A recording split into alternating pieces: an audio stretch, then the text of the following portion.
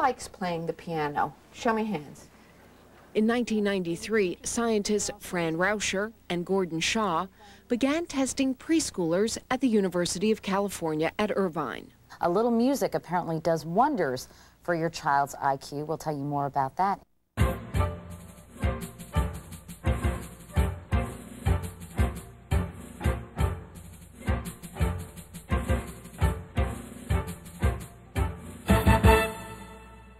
If you want your preschooler to excel in math and science, you might want to enroll them in piano lessons. Yes, a new study says that preschoolers' aptitudes for math and science increase when they learn to play the piano. The report comes from researchers at UC Irvine and the University of Wisconsin, experts saying that the effect most likely extends to all musical instruments.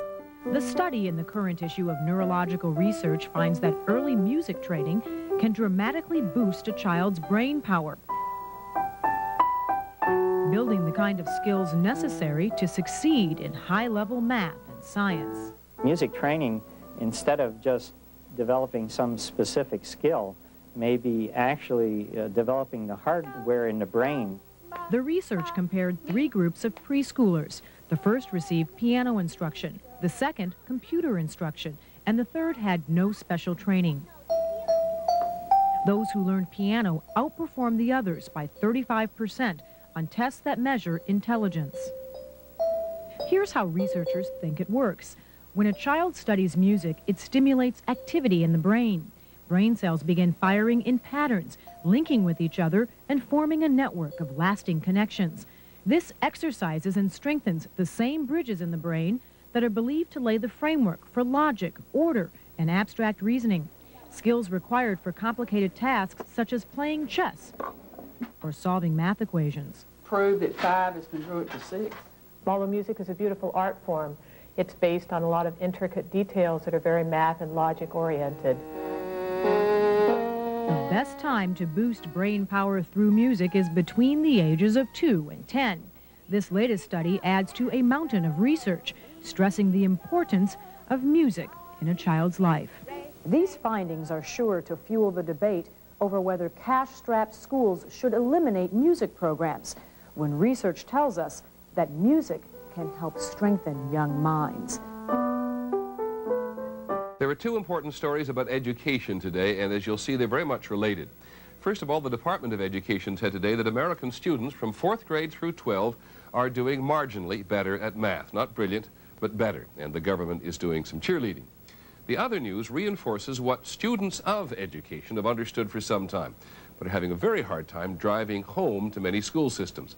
If you want a child to do better at math, not to mention all their other studies, they need more music.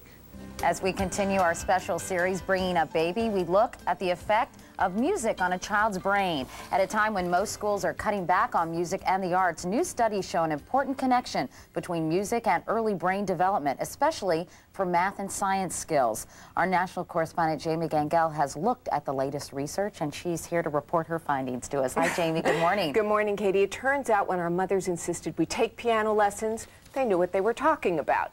What they didn't know was we probably should have started sooner. The studies show that early music training, especially piano lessons, can actually boost a child's brain power. In 1993, scientists Fran Rauscher and Gordon Shaw began testing preschoolers at the University of California at Irvine. To the record. After just 6 months of playing the piano, 3 to 5-year-olds showed dramatic improvement doing these puzzles, spatial reasoning tests that are critical for math and science. The researchers believe the music stimulates early brain development, actually forming new and permanent connections.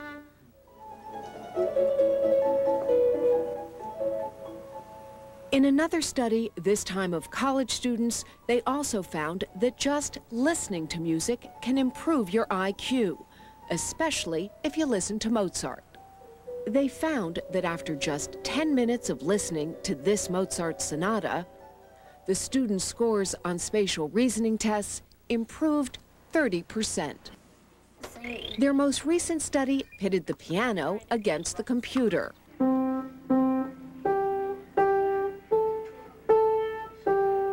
And once again, music won.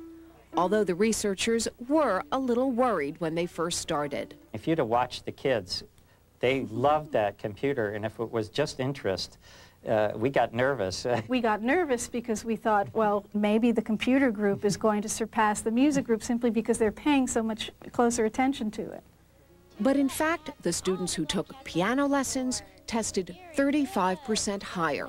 At a time when most schools are cutting back their music programs and there's the big fight to get the computer in the classroom, your message would be? You want both of them. Balance. For the violinists and cellists in our audience, why the piano is another instrument wouldn't do the same thing? The reason we chose the piano, one of the reasons, was because it really provides this direct linear feedback. If you put your thumb on C, for example, and then you put your fifth finger on G above that, it sounds wide, it looks wide, it feels wide. So the piano keyboard is laid out there right in front of you, one-on-one direct relationships between each key.